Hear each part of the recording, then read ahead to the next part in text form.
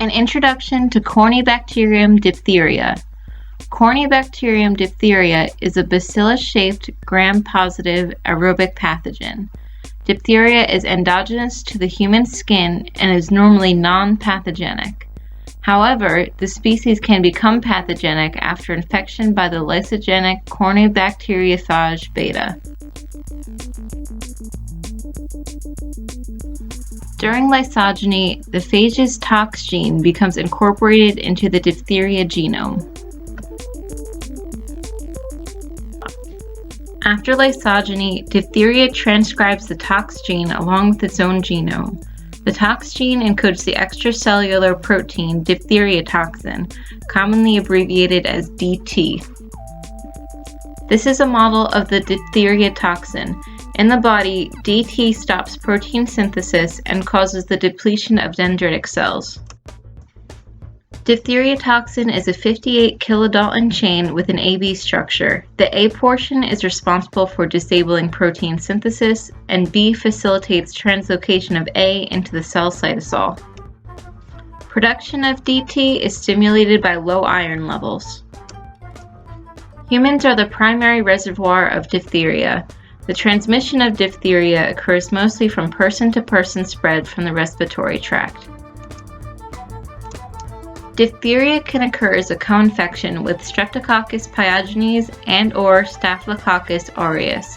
It is not as common, but when the barrier of skin defenses is breached, diphtheria can infect cutaneous lesions.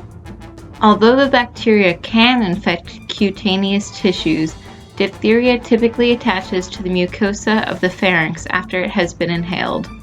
In the respiratory tract, diphtheria is considered a non-invasive pathogen that attaches but does not penetrate the epithelium or invade the bloodstream. Once attached, diphtheria containing the tox gene can begin toxin production. In the pharynx, the diphtheria toxin results in pseudomembrane formation. In severe cases, the diphtheria pseudomembrane can grow so large that it obstructs the airway, causes suffocation, and may result in death. Diphtheria is one of a very small group of gram-positive bacteria that have pili. The spot A type pili are thought to be responsible for attachment and preferential binding to epithelial cells in the pharynx.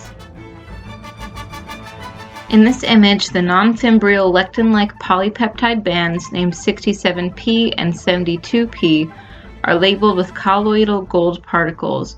These polypeptide bands specifically bind to host cell receptors and create a zone of tight adhesion, which prevents bacterial dislocation and facilitates the delivery of DT to the host cell surface receptors.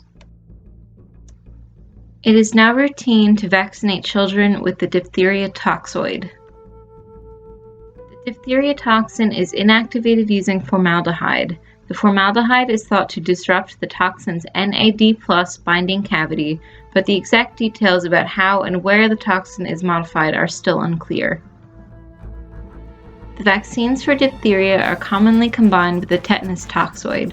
Some vaccines, such as DTaP, combine the diphtheria toxoid, tetanus toxoid, and the acellular pertussis vaccine. While diphtheria was once a major concern in the United States, after introduction of the vaccine in the late 1940s, the number of reported cases have been significantly reduced. There have only been 5 cases of diphtheria recorded in the United States in the last 15 years.